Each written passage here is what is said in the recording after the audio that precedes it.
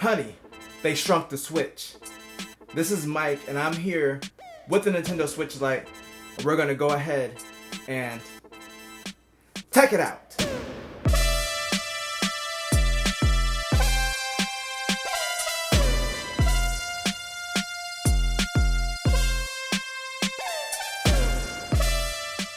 This is the Switch Lite.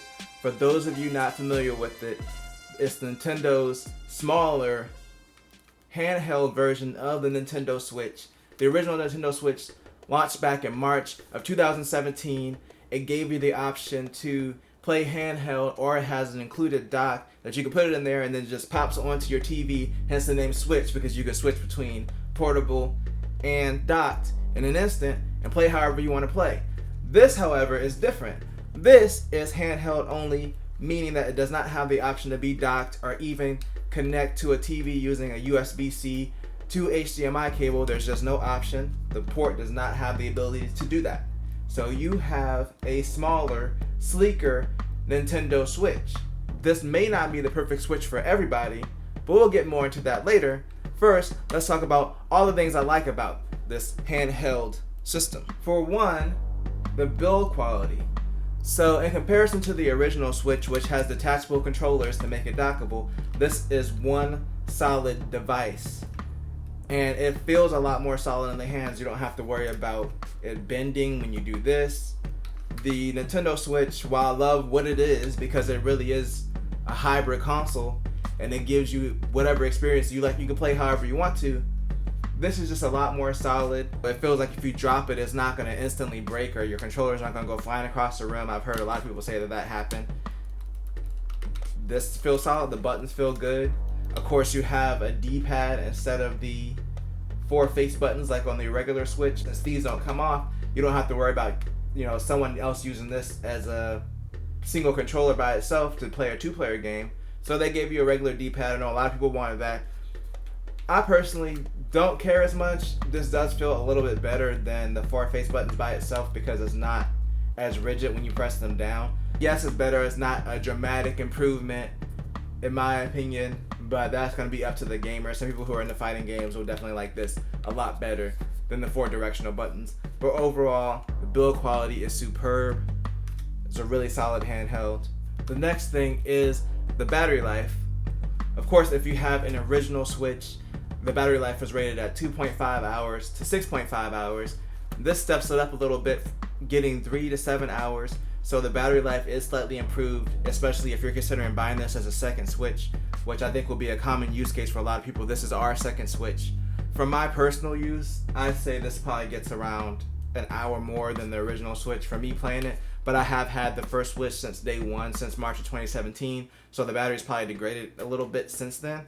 But it is nice to have, the all-portable Switch and a little bit more battery life than the original. But I'll have more on the battery life later. Another thing to note is the performance. The performance is exactly the same. They've made this more durable. They made it smaller, but they managed to keep the same performance. This doesn't get hot in the hands. Like at no point does this feel uncomfortably hot while you're playing it. And the performance is exactly the same as the original Switch with the smaller package that's almost pocketable. I wouldn't say it's pocketable, but maybe if you're wearing some cargo shorts, you can fit it in there. Almost. But it's still great to see that they were able to shrink this down and bring that performance from the original Switch. Of course, the biggest pro is the price. The original Switch comes in at $299. This is $100 less, coming in at $199. Of course, you do lose the option to dock it, but that is quite a hefty discount. That's 1/3 of the price off to get a Nintendo Switch, which for all intents and purposes is a full console. Maybe it's not as powerful as the PS4 or Xbox One, but it's a full console experience, handheld, for $200, and that sounds like a pretty good deal to me. Now let's move on to some of the things that I don't like about the Nintendo Switch Lite. And the main one being, there's no TV out. I mean, come on Nintendo. It's still called the Switch and it doesn't switch. That's the thing that it does. I'm not saying that they should have included a full dock accessory for this, but putting a port in there that's capable of doing video out would have been enough, because you can already pair separate Joy-Cons or a Pro Controller to this, which almost makes it useless because the screen is so small. Like, why would I ever want to play with a separate controller if this is a handheld only device? It would have made sense if Nintendo at least gave the port the ability to be able to do HDMI out, kind of like you can do with the iPad Pro or a lot of other devices that have USB-C, or even the original Switch that does HDMI out over USB-C. Granted, you still need the dock to do that, but it would have been nice to have that option, even if they offered like a less elegant solution, like an adapter that you plug in for it at an additional cost. I would have been fine with that, just to kind of give people the option. But it's like, if someone gets this and then they want the TV out functionality, then they're going to end up having to sell it and then try to buy a new Nintendo Switch instead of having the option to, do your own add-on in the future to get TV out. So that's a bummer to me. I think even if it was maybe like $25 more for this thing, but the USB-C port could do TV out, that would have been fine to me. Still a $75 discount. Just having the option would have been great. The next thing is the battery life. Now, I did compliment the battery life earlier as being a pro because it does give you more battery than the original Nintendo Switch. However, what's happened since this came out was Nintendo did a new revision to the Switch that actually has more battery life than this.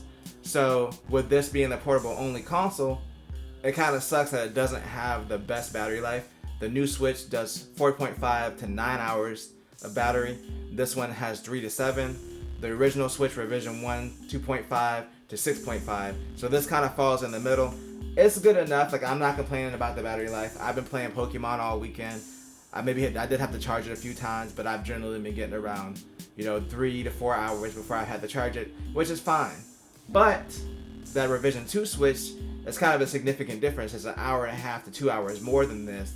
And with this, being a portable focused device, I think that it should have had the best battery life. A lot of the battery life came from the efficiencies within the new chip that they're using, the new Tegra chip. That's why the revision 2 of the Switch got so much more battery life, because it is a bigger system, so it's able to obviously hold a bigger battery, but also they put that new processor in there, which made it a lot more efficient, which brought it past this as far as battery life. Like I said, it's a knock. The battery life is still very good up here, still better than the original Switch if you have an original one. But if you're looking for the battery leader, it's going to be the newer version of the big Nintendo Switch. Another con is the screen is smaller. It's not that much smaller, but it does kind of hurt as far as reading text in games. I noticed when I was playing Pokemon over the weekend that I did have a bit more eye strain. Pokemon was probably the first time I spent an extended amount of time staring at the screen, and my eyes did get tired, especially having to look in at the text. The original Switch is a little bit bigger screen-wise, and that screen real estate does kind of make a difference. I would have liked to see them maybe take this all the way to that outer bezel that they have. I would really like to see them maximize the real estate of the plastic housing they have here and give us the biggest screen possible in this form factor, because this form factor is great.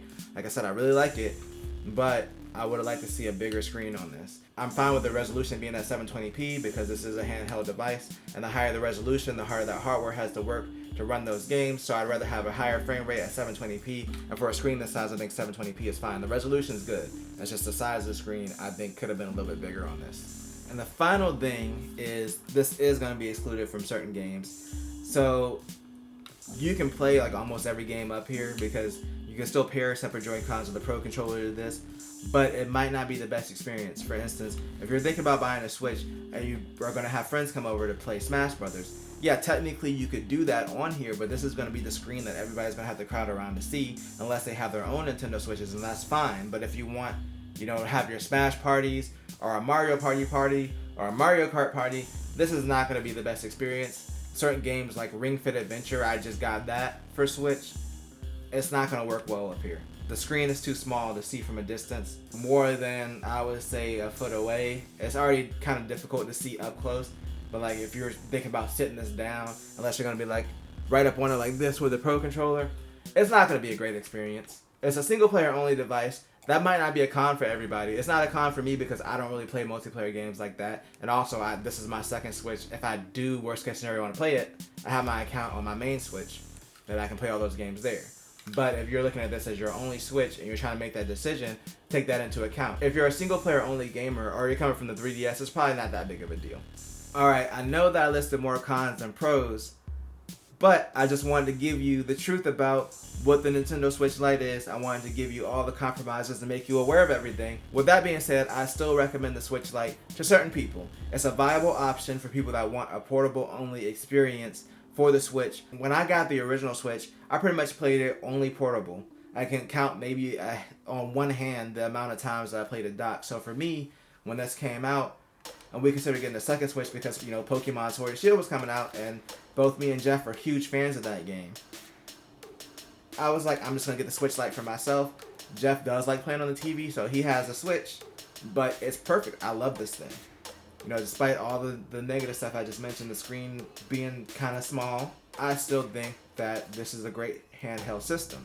If you're buying this as a second Switch, this makes perfect sense as a second one, like your travel Switch.